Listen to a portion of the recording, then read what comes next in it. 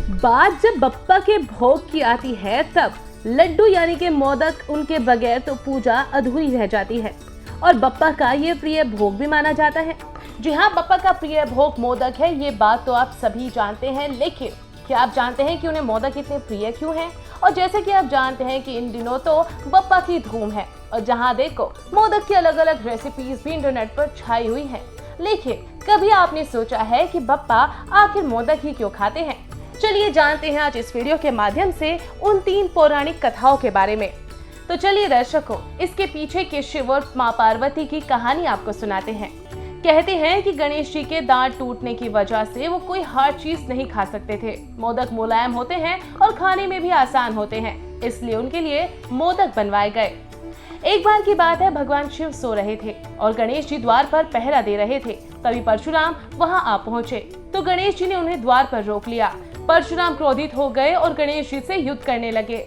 युद्ध में परशुराम ने शिव जी द्वारा दिए गए परशु से गणेश जी पर प्रहार कर दिया, जिससे उनका एक दांत टूट गया। दांत टूटने से गणेश जी को खाना चबाने में परेशानी होने लगी, तो उनके लिए मोदक तैयार करवाए गए। मोदक मुलायम होते हैं और इन्हें चबाना भी नहीं पड़ता, इसलिए गणेश जी ने पेट भरकर मोदक खाए। तभी से मोदक गणपति का प्रिय व्यंजन बन गए। दूसरी कथा। ये कथा गणेश जी और माता अनुसुईया से जुड़ी हुई है।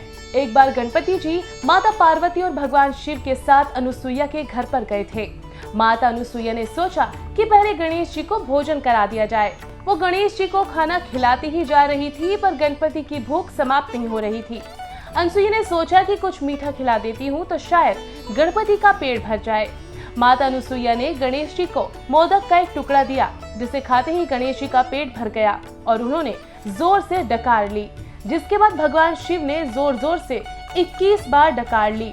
तब से मोदक गणपति का प्रिय व्यंजन कहा जाने लगा और कहा जाने लगा कि 21 दिन की गणेश पूजा से मनचाहा फल मिलता है। तीसरी कथा।